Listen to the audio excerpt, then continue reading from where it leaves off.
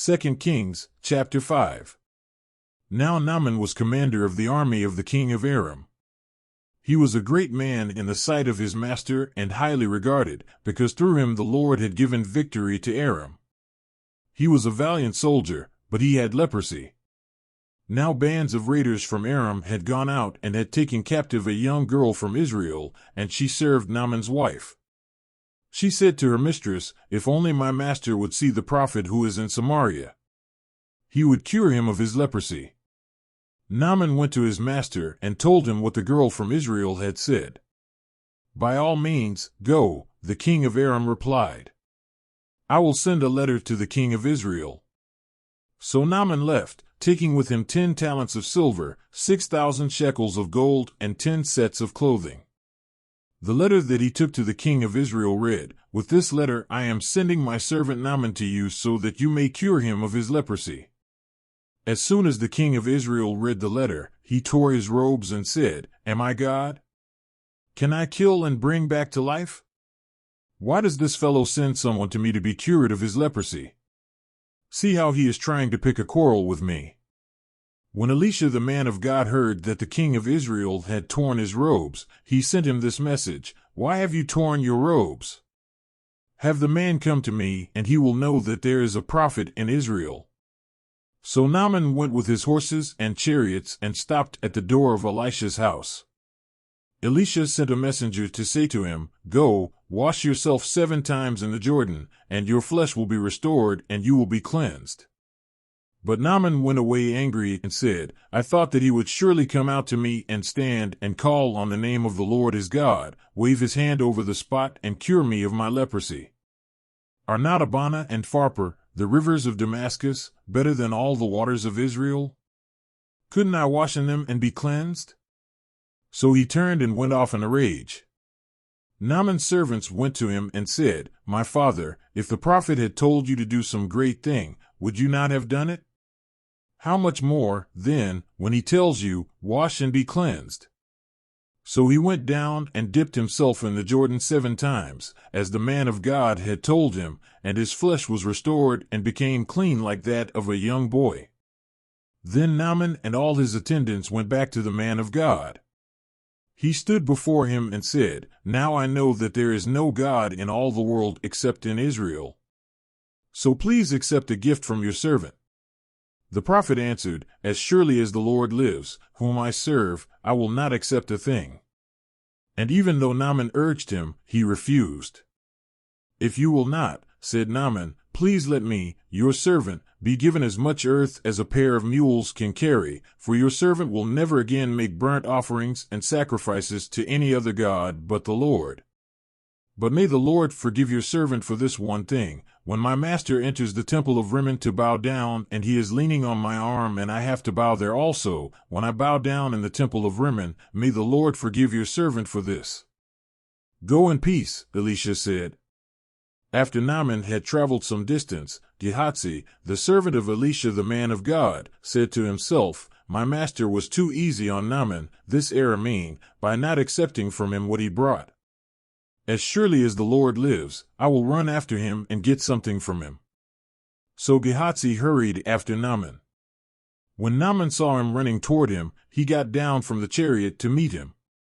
"Is everything all right?" he asked. "Everything is all right," Gehazi answered. "My master sent me to say, 2 young men from the company of the prophets have just come to me from the hill country of Ephraim. Please give them a talent of silver and 2 sets of clothing." "By all means, take 2 talents, said Naaman. He urged Gehazi to accept them, and then tied up the 2 talents of silver in 2 bags, with 2 sets of clothing. He gave them to 2 of his servants, and they carried them ahead of Gehazi. When Gehazi came to the hill, he took the things from the servants and put them away in the house. He sent the men away, and they left.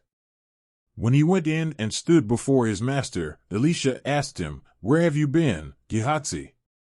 "Your servant didn't go anywhere," Gehazi answered. But Elisha said to him, "Was not my spirit with you when the man got down from his chariot to meet you?" Is this the time to take money, or to accept clothes, or olive groves and vineyards, or flocks and herds, or male and female slaves? Naaman's leprosy will cling to you and to your descendants forever." Then Gehazi went from Elisha's presence, and his skin was leprous; it had become as white as snow. 2 Kings, chapter 6.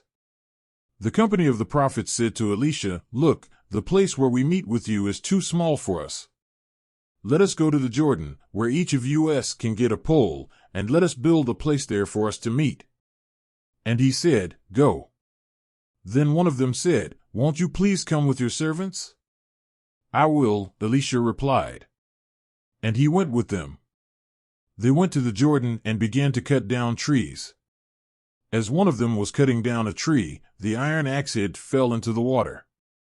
"Oh no, my lord," he cried out. "It was borrowed." The man of God asked, "Where did it fall?" When he showed him the place, Elisha cut a stick and threw it there, and made the iron float. "Lift it out," he said.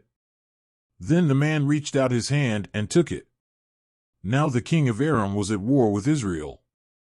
After conferring with his officers, he said, "I will set up my camp in such and such a place." The man of God sent word to the king of Israel, "Beware of passing that place, because the Arameans are going down there." So the king of Israel checked on the place indicated by the man of God. Time and again Elisha warned the king, so that he was on his guard in such places. This enraged the king of Aram. He summoned his officers and demanded of them, "Tell me, which of us is on the side of the king of Israel?" "None of us, my lord the king," said one of his officers, "but Elisha, the prophet who is in Israel, tells the king of Israel the very words you speak in your bedroom." "Go, find out where he is," the king ordered, "so I can send men and capture him." The report came back, "He is in Dothan." Then he sent horses and chariots and a strong force there. They went by night and surrounded the city. When the servant of the man of God got up and went out early the next morning, an army with horses and chariots had surrounded the city. "Oh no, my lord! What shall we do?" the servant asked. "Don't be afraid," the prophet answered. "Those who are with us are more than those who are with them." And Elisha prayed, "Open his eyes, Lord, so that he may see." Then the Lord opened the servant's eyes, and he looked and saw the hills full of horses and chariots of fire all around Elisha. As the enemy came down toward him, Elisha prayed to the Lord, "Strike this army with blindness." So he struck them with blindness, as Elisha had asked. Elisha told them, "This is not the road, and this is not the city.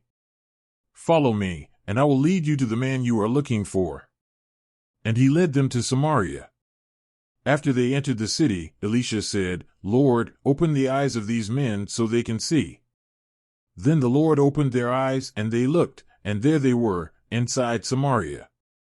When the king of Israel saw them, he asked Elisha, "Shall I kill them, my father? Shall I kill them?" "Do not kill them," he answered. "Would you kill those you have captured with your own sword or bow? Set food and water before them so that they may eat and drink and then go back to their master." So he prepared a great feast for them, and after they had finished eating and drinking, he sent them away, and they returned to their master. So the bands from Aram stopped raiding Israel's territory. Sometime later, Ben-Hadad king of Aram mobilized his entire army and marched up and laid siege to Samaria. There was a great famine in the city. The siege lasted so long that a donkey's head sold for 80 shekels of silver, and a quarter of a cab of seed pods for 5 shekels.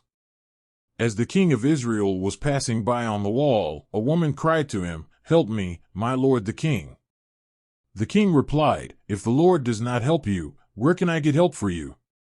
From the threshing floor? From the winepress?" Then he asked her, "What's the matter?" She answered, "This woman said to me, 'Give up your son so we may eat him today, and tomorrow we'll eat my son.' So we cooked my son and ate him. The next day I said to her, 'Give up your son so we may eat him,' but she had hidden him." When the king heard the woman's words, he tore his robes. As he went along the wall, the people looked, and they saw that, under his robes, he had sackcloth on his body. He said, "May God deal with me, be it ever so severely, if the head of Elisha son of Shaphat remains on his shoulders today." Now Elisha was sitting in his house, and the elders were sitting with him. The king sent a messenger ahead, but before he arrived, Elisha said to the elders, "Don't you see how this murderer is sending someone to cut off my head? Look, when the messenger comes, shut the door and hold it shut against him. Is not the sound of his master's footsteps behind him?" While he was still talking to them, the messenger came down to him. The king said, "This disaster is from the Lord. Why should I wait for the Lord any longer?"